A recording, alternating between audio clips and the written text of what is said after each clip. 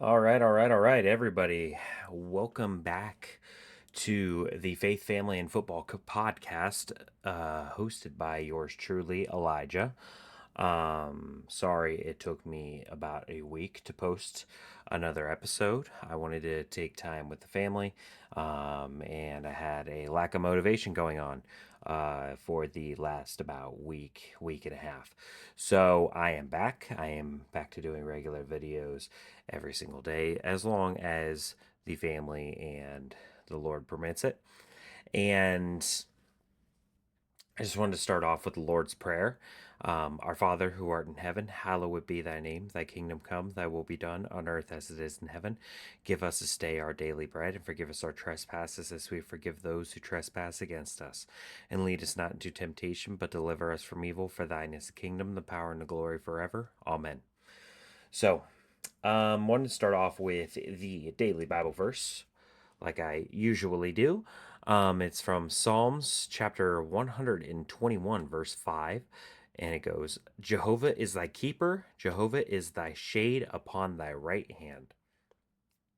Now, whenever I thought of Jehovah, I never thought of um, God in a sense. And I just wanted to look up the actual definition of what Jehovah is in the Bible, just so I had an understanding of what I am reading. And I will go over what I have found via, now, this is Google, just letting you know. This is Google's answer, but Google has improved a lot over the years. In the Bible, Jehovah is a name for God derived from the Hebrew tetragrammat, tetragrammaton and meaning I am who I am, signifying God's self existence and eternal nature. It represents the personal and covenant name of God, used when describing his relationship with his people and is often translated as Lord in English Bibles, although the name itself was not pronounced by ancient Jews who used Adonai, Lord, instead. Origin and meaning. Jehovah is a Latinized form of the Hebrew consonants uh, Yahweh. I think that's what YHWH means. I'm not sure. The name comes from the Hebrew verb to be and is revealed in Exodus when God tells Moses, I am who I am, or I will be what I will be. This emphasizes God's self sufficiency, eternal existence, and constant presence. The covenant name. The name Jehovah is used to highlight God's covenant relationship with his people Israel. It is through this name that God reveals himself as the one who acts in history to fulfill his promises. Christian context. In Christianity, God is understood as Jehovah, the Father, and Jesus is understood as Yahweh saves, Yeshua.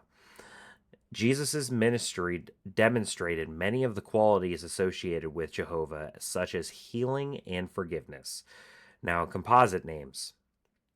The name Jehovah is often combined with other words to form composite names that describe God's attributes, such as Jehovah Jireh, the Lord, my provider, Jehovah Rapha, the Lord who heals, Jehovah Shalom, the Lord, my peace, Jehovah Sab- Sabaoth, Sabaoth, the Lord of hosts, and Jehovah Rohai, the Lord my shepherd. So that gives me a clear understanding of what Jehovah really does mean. It means pretty much Lord, as from what I'm understanding in the English context version of the Bibles, that we read, Jehovah means Lord, or it's another word for God. I am who I am. All right, and now on to reading Matthew chapter 21. Sorry, it got super bright with my bald head there. That's not the right one. And go back to this. So sorry if you're not able to see my face here. But We're going Matthew chapter 21. It is the triumphal entry. Verse 1 goes, Now when they drew near to Jerusalem and came to Bethphage, to the Mount of Olives, then Jesus sent two disciples, saying to them, Go into the village in front of you, and immediately you will find a donkey tied, and a colt with her. Untie them and bring them to me. If anyone says anything to you, you shall say, The Lord needs them, and he will send them at once. This took place to fulfill what was spoken by the prophet, saying, Say to the daughter of Zion, Behold, your king is coming to you, humble and mounted on a donkey, on a colt, the foal of a beast of burden. The disciples went and did as Jesus had directed them. They brought the donkey and the colt and put them their cloaks, and he sat on them. Most of the crowd spread their cloaks on the road, and others cut branches from the trees and spread them on the road. Palm Sunday. Um And the crowds that went before him and that followed him were shouting, Hosanna to the Son of the David! Blessed is he who comes in the name of the Lord! Hosanna in the highest! And when he entered Jerusalem, the whole city was stirred up, saying, Who is this? And the crowd said, This is the prophet Jesus from Nazareth of Galilee. Jesus cleanses the temple. And Jesus entered the temple and drove out all who sold and brought in the temple. Let me just make sure that this still is recording my voice. Yes, it is. Great. Oh, no, no, no, no, no. Okay, so, and Jesus entered the temple and drove out all who sold and bought in the temple.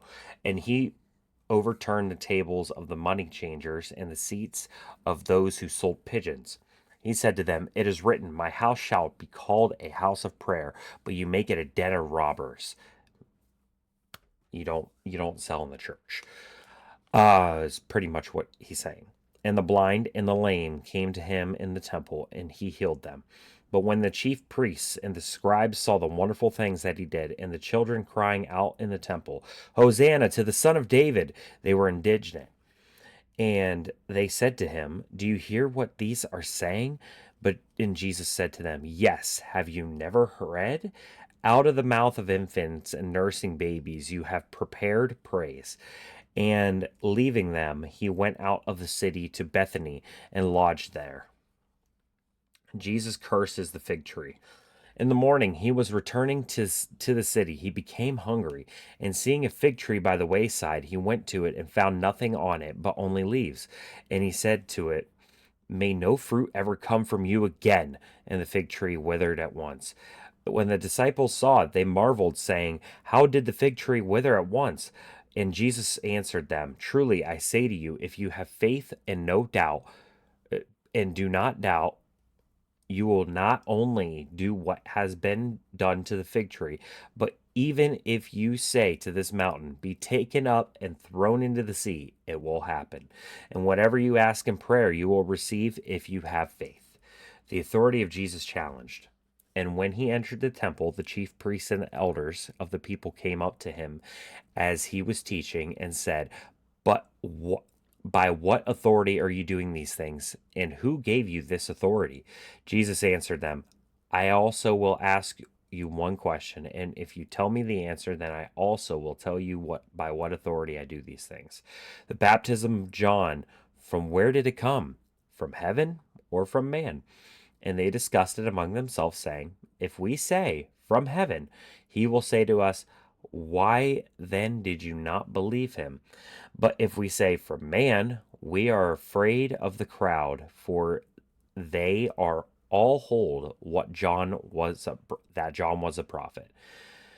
So they answered Jesus, We do not know. And he said to them, Neither will I tell you by what authority I do these things. The parable of the two sons. What do you think? A man had two sons, and he went to the first and said, Son, go and work in the vineyard today. And he answered, I will not. But afterward he changed his mind and went. And he went to the other son and said the same thing. And he answered, I go, sir, but did not go. Which of the two did the will of his father? They said, The first. Jesus said to them, "Truly I say to you, the tax collectors and the prostitutes go into the kingdom of God before you. For John came to you in a way of righteousness, and you did not believe him, but the tax collectors and the prostitutes believed him. And even when you saw it, you did not afterward change your minds and believe him." The parable of the tenants. Here, another parable. There was a master of the house who planted a vineyard and put a fence around it and dug a wine press in it and built a tower and leased it to tenants and went into another country. When the season of sorry, when the season for fruit drew near, he sent his servants to the tenants to get his fruit. And the tenants took his servants and beat one, killed another, and stoned another. Again, he sent other servants, more than the first, and they did the same thing to them. Finally, he sent his son to them, saying, "They will respect my son." But when the tenants saw the son, they said to themselves, "This is his heir. Come, let us kill him and have his inheritance." And they took him and threw him out in the vineyard and killed him. When therefore the owner of the vineyard comes, what will he do to those tenants? They said to him, "He will put those wretches to a miserable death and let out the vineyard to the other tenants who will give him the fruits of theirs in their seasons." Jesus said to them, "Have you never read in the scriptures, the stone that the builders rejected has become the cornerstone? This was the Lord's doing, and it is marvelous in our eyes. Therefore, I tell you, the kingdom of God will be taken away from you and given to the people producing its fruits. And the one who falls on this stone will be broken to pieces, and when it falls on anyone, it will crush him." When the chief priests and the Pharisees heard his parables, they perceived that he was speaking about them. And although they were seeking to arrest him, they feared the crowds because they held him to be a prophet. And Matthew chapter 22 will be read tomorrow. All right, let's go back here. Exit out of there and make it so you can see my face. That way you're not getting blinded by my bald head.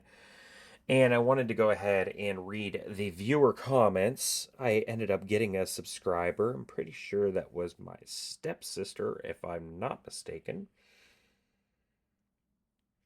And viewer comments. So shout out to my stepsister, Tiffany. Thank you very much for subscribing. I appreciate it. And there were two viewer comments from the last episode that I did, and that was about motivation. Edie said, "Oh my, we lost your sound, son. Love you. We are human, and it's okay." Thank you very much. I appreciate you understanding what I'm going through at the moment. And Mary, my aunt, said, "Lost your sound about 1:21 on the clock." So thank you guys for keeping this, me accountable on things. I appreciate it. I didn't even realize that the sound went off. I don't go back and I just take these all in one take now, and I go ahead and just post it. That way I don't have to do much editing, and it's just all simple for me. And then Tiffany, 2 days ago on my first episode, said Jesus is king, and I'm pretty sure that's referring to whenever I said if you made it to this point in the episode, then type Jesus is king in the comment section. And if you have the chance to right now, if you have made it to this point in the episode, go ahead and like, comment, and subscribe. Subscribing is always free, and unsubscribing is free also. If you are able to share this wherever you find this necessary with anybody else that you may know, please go ahead and do so. That would be greatly, greatly appreciated. And if you also have made it to this point in the episode, let's go ahead and do it again. Comment Jesus is king in the comment section. I will know you made it to this point in the video. Now, to switch over to football. Clean house. Sanders is the guy. Should have been a question mark, but it is an exclamation mark. And we're going to do another mock draft now that we have officially gotten to the point where we are having a losing season in the season. So clean house. Pretty self-explanatory. Get rid of the coaching staff. Out. Specifically, Stefanski and Bubba Ventrone. If you did not see the game yesterday, the special teams unit muffed one punt, almost muffed two.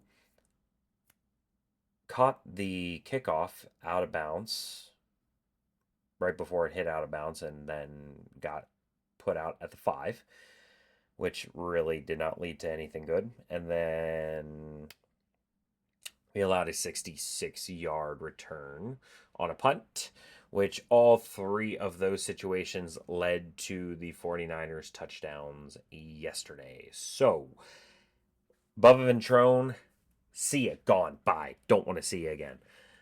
Kevin Stefanski, you, sir, have lost my respect with your 4th and 1 call when we are down 2 points on your own 33-yard line when you could have punted the ball and had your defense get another stop like they've been doing all game long.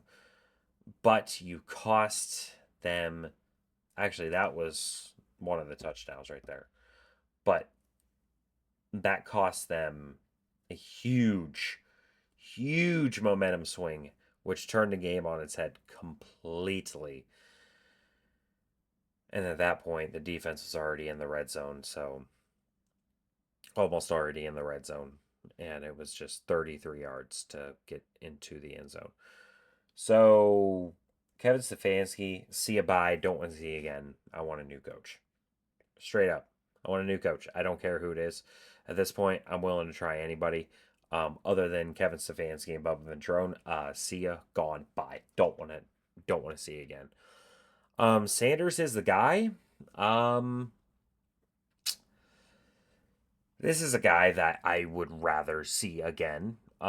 He is making vast improvements every game. There are some plays that I saw on the All 22. If you have not seen it, I suggest you go and look at it. That he did miss some throws or reads and thought he was getting pressured and then tried to roll out and make a play.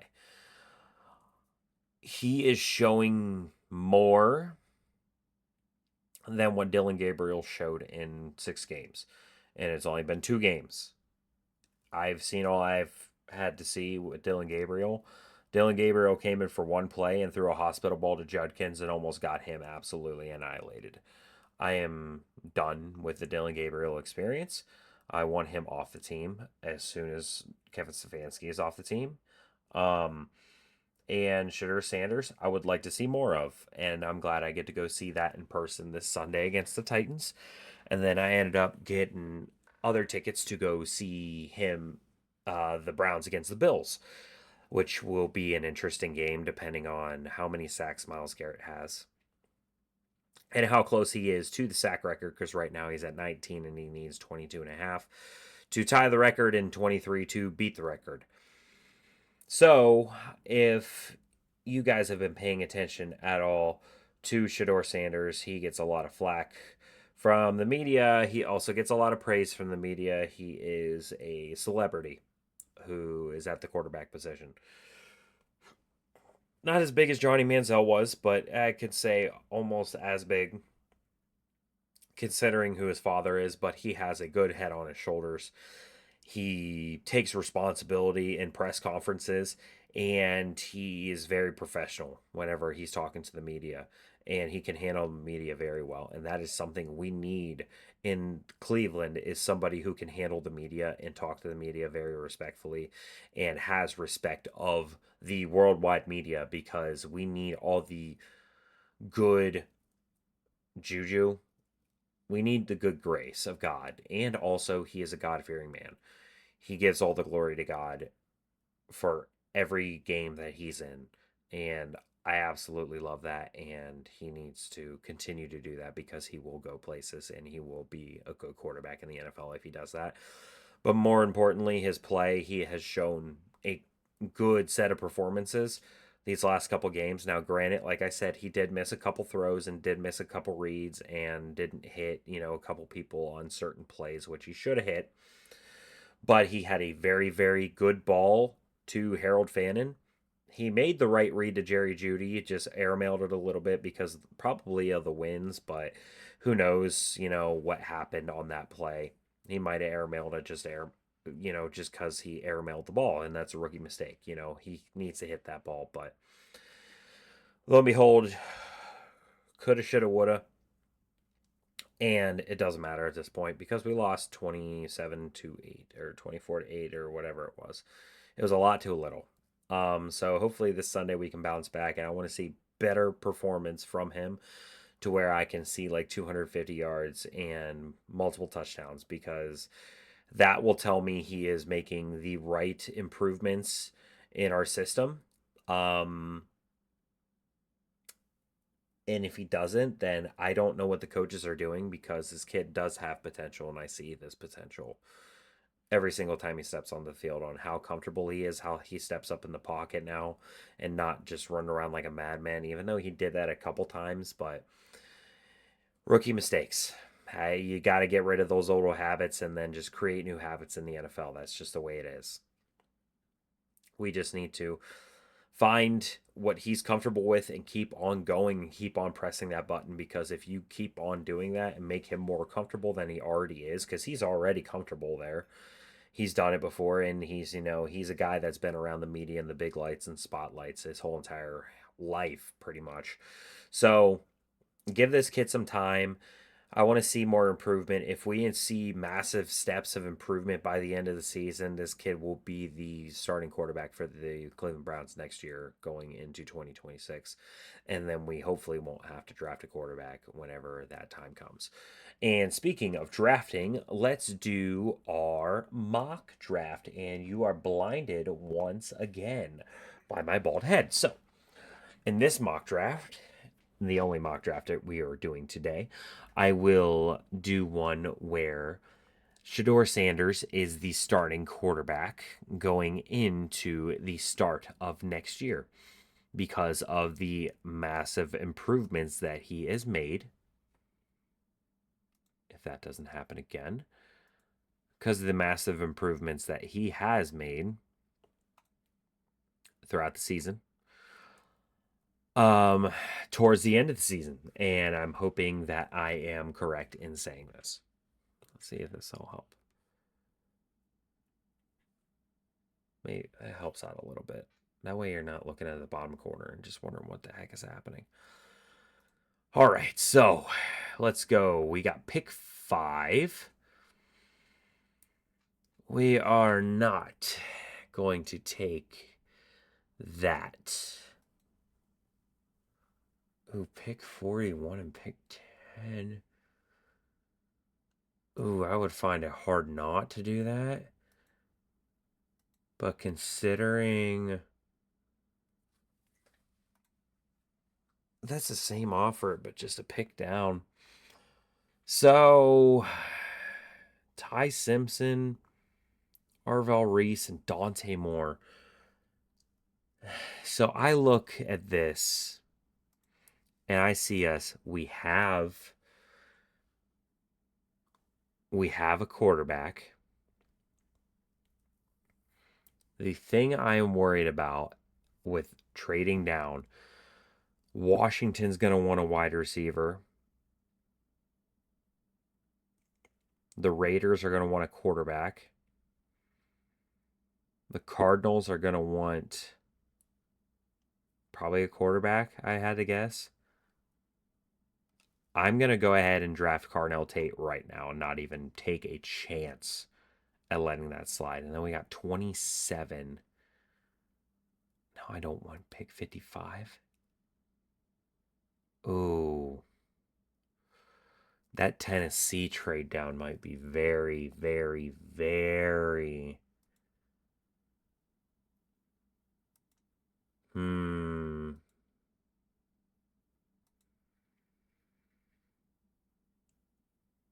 Blake Miller, offensive tackle.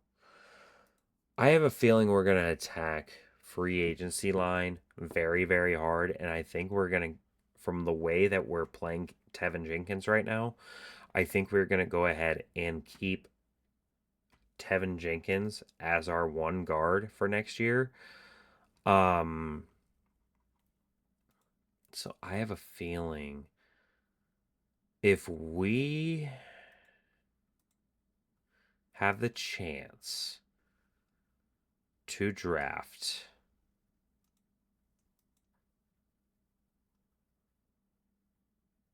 Posick looked really good last game, but I don't think we'll resign him. Weipler, I have a feeling we could keep Weipler, but I don't know necessarily because it's just so hard to say. So I'm going to take the chance and trade down because I have a feeling that's what the Browns would do.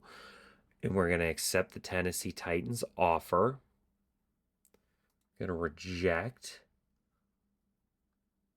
Oh, that's perfect. So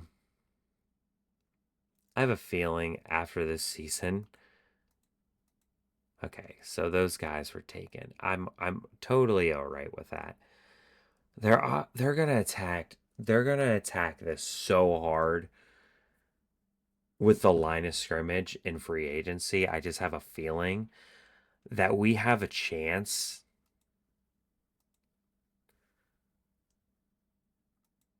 to draft a Denzel Boston with a Carnell Tate. It's hard not to do that, you know.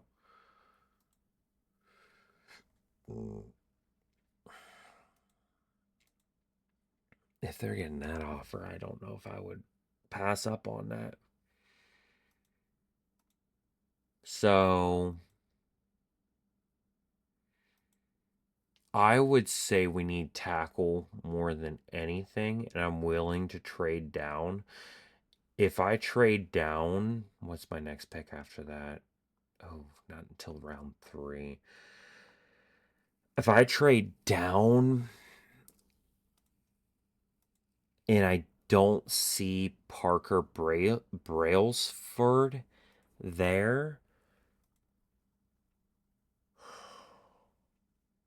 I have a feeling there's going to be a couple things that we go after in free agency. I think Cam Robinson is here to stay.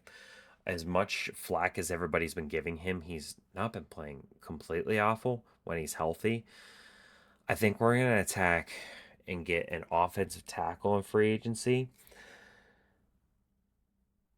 And also, we're going to get an offensive guard in free agency. And I think we might roll with the punches on some of our offensive line if we were to keep the same system. So I'm going to go ahead and take the Dolphins' offer to trade down to 44. I think that's a pretty good offer. Actually, no, to 42 with the Vikings. I think that's a pretty good offer, to be honest. And we're not going to trade down again. I think for good reason. And we're going to take 65325.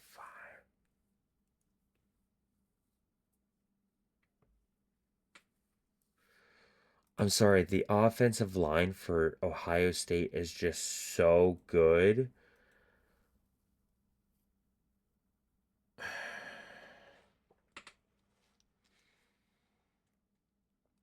This would seem like a spot that Andrew Berry would try to take an offensive tackle right here. So I'm going to take the offensive tackle out of Ohio State. I feel like it's a good value pick. No, why would I do that? That's stupid. We would get a second round pick for next year, but no, Seattle's going to be good next year. No, why would I do that? Stupid. All right, so we're looking now at Kate Piper. Iowa linemen are always good. That's just the way it is. We're going to probably draft an offensive guard here.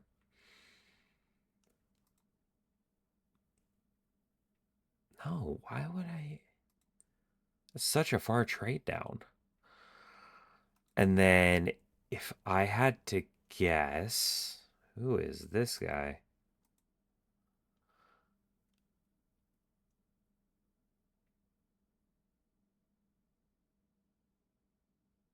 Tight end recruit.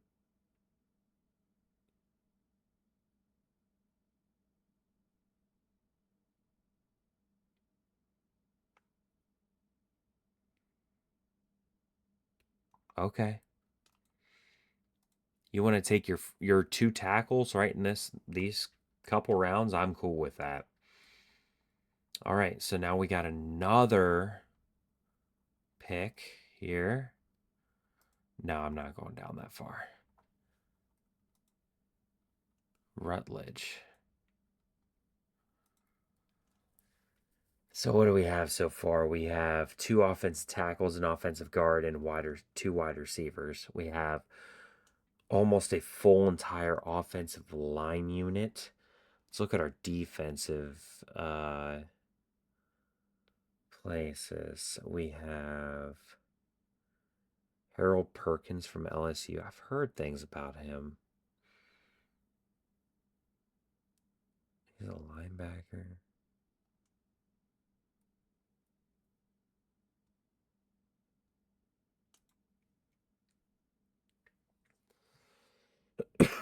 We don't need like any of these guys except for maybe Tahario Davis.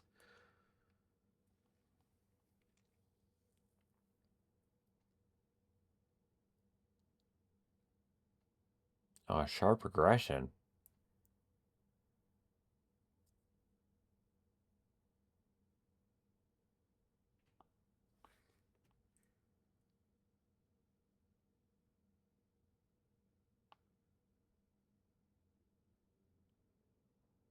Oh,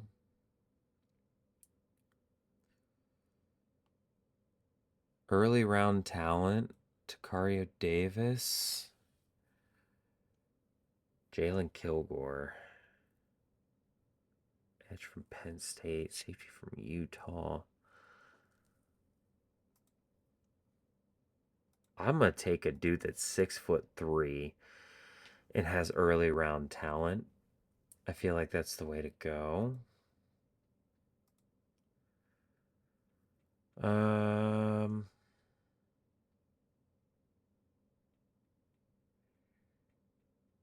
I don't know who to pick yet, so I will take that offer to trade down.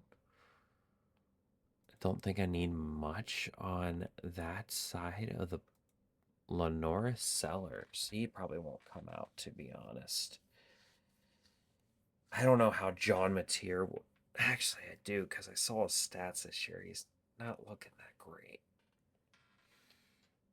If I had to guess on how this is going to go with Shador Sanders, we're going to keep Shador Sanders and we're going to have a veteran that we're going to sign in the offseason to go behind him just in case something happens.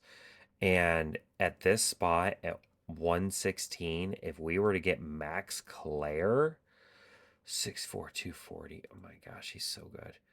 Wait, he's from West Lafayette?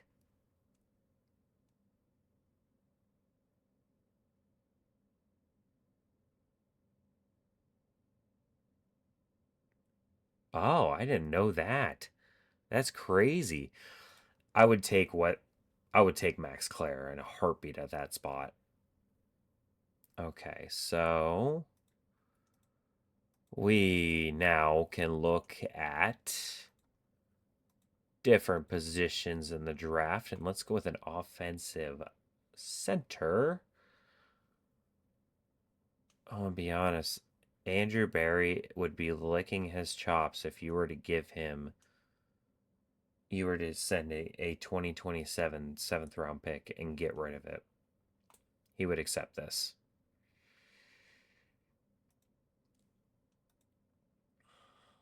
Then let's go ahead and draft a guard out of A&M. Solidify that offensive line backup. We don't need to worry about tight end. Don't need to worry about any of those guys. So let's go and draft now. Defensive players. And one that could come to mind is I don't know. That's the problem. We'd probably draft some sort of safety just because we would need a safety at this point as a like a fourth, fifth safety.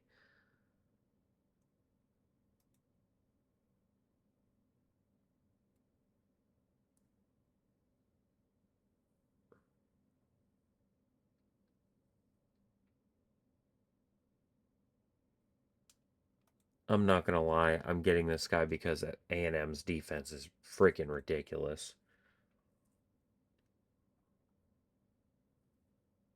At this point, I would maybe look at somebody.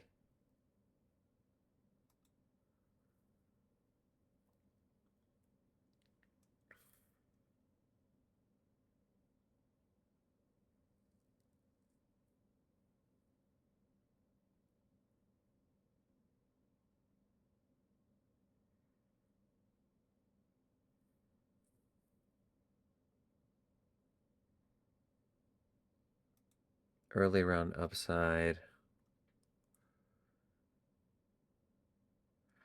If you're able to get a potential in Drew Aller this late in the draft, I would take it just for the fact that what he could be. And that is not me saying that I would take it because I want him to become the starter. I'm saying that is if he is able to turn his stuff around completely and become that guy that he was said to be in an offense that can develop him, maybe you have something there. But this is also Shador Sanders starting. Nick Harbor, he's just a freak of an athlete. You can't let him go past that spot.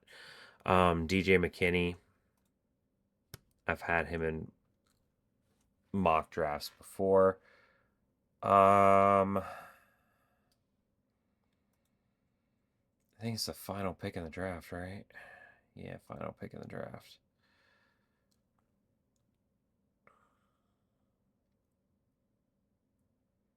We would probably pick like trade out of this to be honest. But I'm gonna say what we're not going to.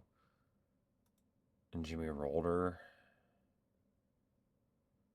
juked out of his shoes by Poe Jackson the other day.